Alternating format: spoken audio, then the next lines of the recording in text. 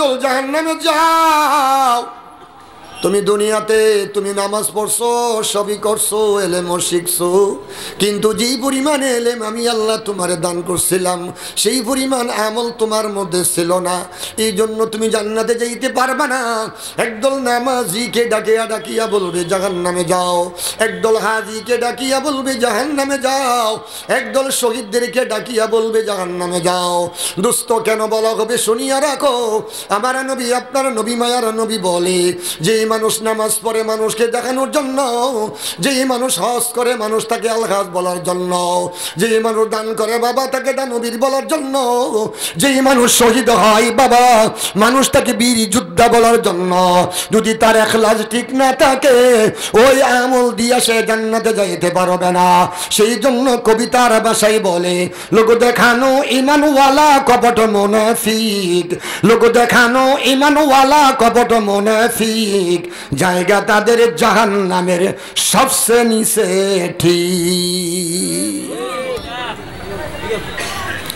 এই দুষ্ট সমস্ত আদেশ মানতে হবে।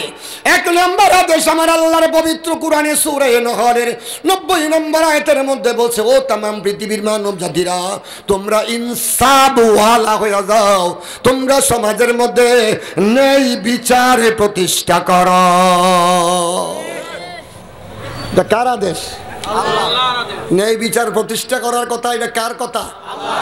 আরো জোরে বলেন কার কথা? ইনসাফ ওয়ালা হওয়ার জন্য এটা কার কথা? আদেশটা কার? আল্লাহ বলছে তোমরা সমাজে ন্যায় বিচার করো। গত বছর এই আলোচনা এই আয়াতের ব্যাখ্যা আপনার ফেনী জেলা ছাগলনাইয়া থানা আসেনি?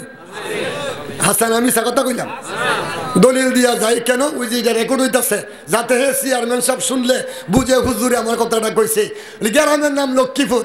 লক্ষ্মীপুর গ্রামে গত বছরের আগের বছর ছাগলনাইয়া থানা লক্ষ্মীপুর গ্রামের প্রাইমারি স্কুলের মাঠে বয়ান করতে গিয়া ন্যায় বিচারের বয়ান যখন করলাম, নবনির্বাচিত একজন নৌজওয়ান চেয়ারম্যান আমার বাম পাশে তিনি প্রধান অতিথির আসন নিয়ে বসে আছেন।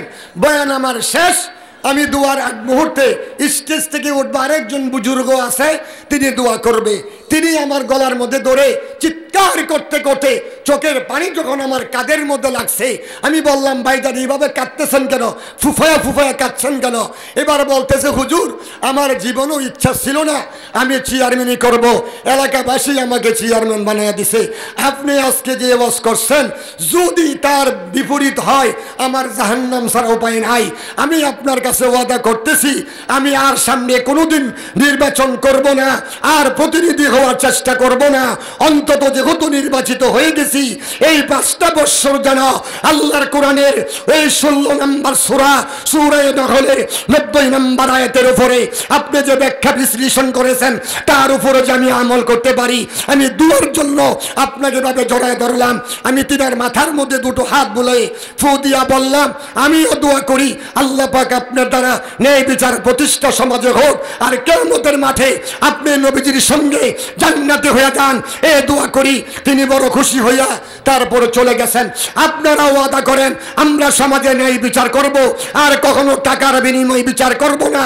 টাকা নিয়ে বিচার করে যারা, অন্যায়ভাবে বিচার করে তারা, টাকা খাও যারা খায়, ঘুষ খায়, কখনো ন্যায় বিচার করা সম্ভব? কি বলেন?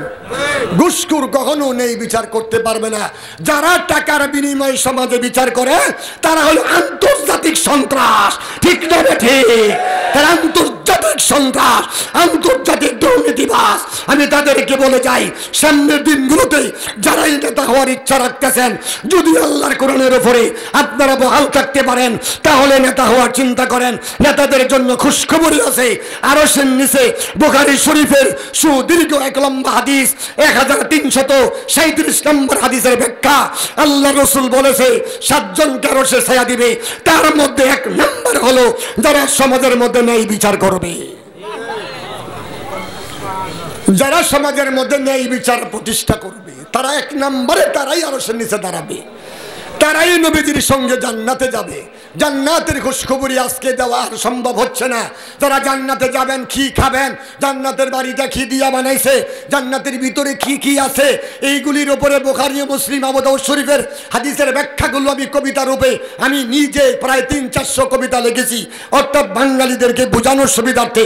আল্লাহ যদি হায়াতে বাসা অন্য কোথাও আসি, তাহলে এই বিচারক বাদশা জান্নাতে গেলে তারা কি লাভবান হবে সে ব্যাপারে ইনশাআল্লাহ আমি আপনাদেরকে বোঝায় দেওয়ার চেষ্টা করব। ওয়া মা আলাইনা ইল্লাল বালাগ। আসসালামু আলাইকুম ওয়া রাহমাতুল্লাহি ওয়া বারাকাতুহু।